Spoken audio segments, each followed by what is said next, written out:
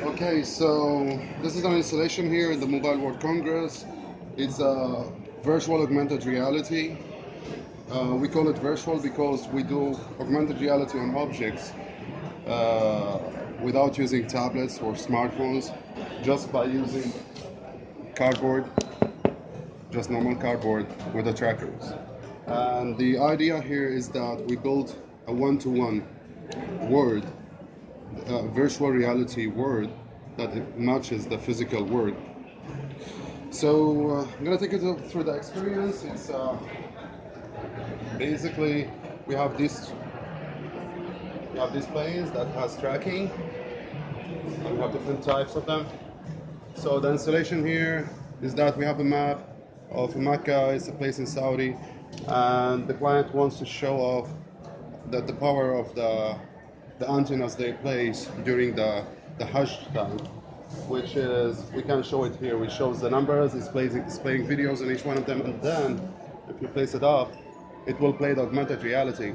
So it's not only masking down, it's actually doing augmented reality, because I can look all the way there, and I can look here. From one point of view, I can look anywhere. That's the point. And then if we go to the other one, like 3G, so this one will show me different content,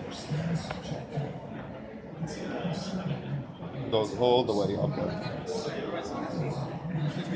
And the same for the other ones. So now, talking about technologies, this is using infrared trackers. We use OptiTrax for that, and it does like projection mapping on the table with a little bit of over scanning. So if you go out of the table a little, you still can do augmented reality from outside the table. And as a software, we're running this from one machine, everything together, the server for tracking and the visualization software. We're using the OptiTrax tracking system, Touch Designer, and Unity, and also with a mobile app configurator, TouchOSC, which is, you can see here, this is to configure in real time what we have on the table, and then we can save this configuration. And also we can control the angle on the projection, if it's like perpendicular or angled projector. And also we can calibrate. So in this here, we can press this button and do the calibration on the table for all of them. And everything happening in real time, we can save these changes. So just to make it easier. So the process here is very simple. We have on the 3D side, we have generated the map, a real map with elevations. So we can see the elevations happening in 3D on the map. So we can see it from here, the depth of the elevation. This map is not very clear. If we have buildings, we can see these buildings popping up, but the map is big. So we generated the map through Cinema 4D, and then we have real time. The pins that shows here, it's all in real time. So we're getting this data through the Maps API and from the KML files that we got from the client, where they have placed all the Google Earth points, and then we have real-time positioning on the map itself on the same scale that we have here. So we process the data at the beginning with Python, and then we use Touch Designer to do the initial visualization.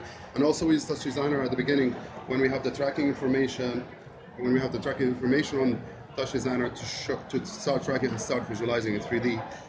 And then we move to Unity because we want more like gamified with easy access to data and integrating with APIs. So we move to Unity in order to do the visualization. We still use Touch Designer for mapping and OSC communication and configuration, like here. And then we're using Unity for the real-time pins and for the virtual cameras. Basically, what we have here is we have a virtual reality camera. So for each one of them, there is a camera that is different from the camera that's being projected. So if you look up on the cameras, this is the tracking cameras that we have here. It's all of them. and then we're having the projector over there. That's the installation, very simple. So I think that's it. And for the future build is we're aiming to build a high quality, because here we have only the projector is low quality here, and we need to have a higher, like a high res projector, and also we can build a holodeck for this. That's it.